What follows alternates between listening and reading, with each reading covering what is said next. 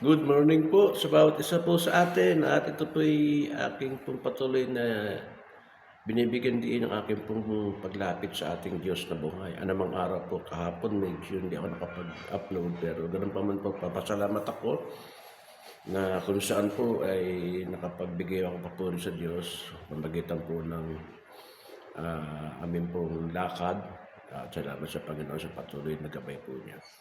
Ang akin pong pagbubulayan po ngayon yung James 1:12 na napakaganda po nito sa buhay natin, na kung saan po ang sabi po dito, kung meron mong pagsubok man tayong kinakaharap, ay tayo po'y laging magalak at harapin natin ito ng mayroon pong pagkilala sa kapangyarihan po ng ating Panginoon. Paraphrase lang po itong nakita ko sa aking buhay.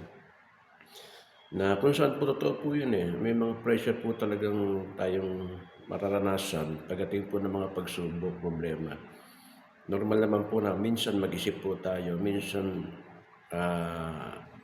mayroong dating na nakakapanghina, pagtatanong, especially po sa buhay natin kung mayroon po tayong kalagayan sa buhay na inakala natin na parang minsan parang hindi karapat-dapat na harapin ito. Pero gano'n naman po ay mahalaga po na makita natin na hindi naman po ito papahintulutan ng ating Panginoon kung hindi po natin to kaya. At patuloy po tayo manangan po sa kadakilaan po ng ating Diyos sa buhay po natin na patuloy natin ihanda ang ating sarili. At kung mayroong mga pagsubok na dumarating po sa atin, dinadaanan, i-treat natin ito as isang challenge po. Isang pagsubok na meron pong kaakibat na pagbibigay, paliwanag ng Diyos sa atin. Sabihin yung gamit po niya sa atin. Mahalaga po ang mga bagay na iyan dahil ito'y nagpapatibay po sa ating pong pananampalataya. Tuloy lang po tayo magtiwala sa Diyos. At huwag po tayo mag-focus po dun sa hirap. I-focus po natin yung eternal na ibubunga nito.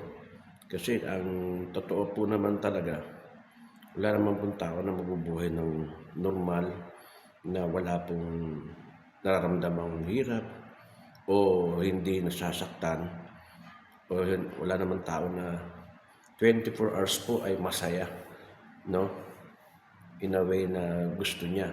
Kundi meron talagang pagkakataon sa buhay natin na hindi perfectong nagagawa ang buhay natin ng maayos. Kundi nagbibigay ito sa atin ng kuminsan na pagtatanong at pagtitiwala dapat na ibigay sa atin Diyos ng buhay.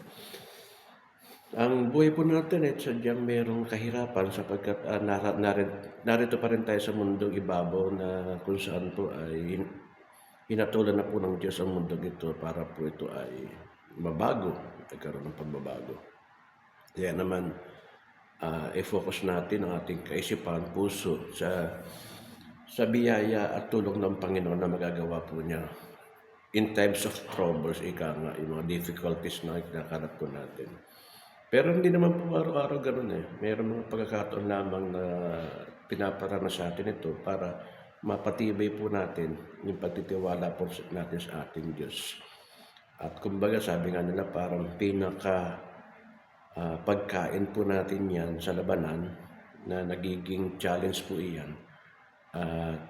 Nagiging pamantayan po natin para po makita natin yung kalooban ng ating Panginoon.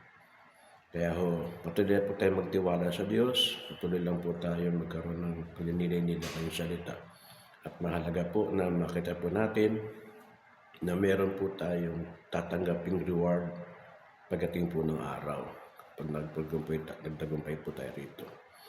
Kaya huwag nating harapin ang problema at talikuran ito o i-ignorein. Hindi natin pwede ma-ignore po yan eh. Araw-araw po meron ngayong mga bagay. Kundi harapin natin ito na mayroong pagtitiwala at kagalakan nagbumula po sa ating Diyos na po. Salamat po and good morning.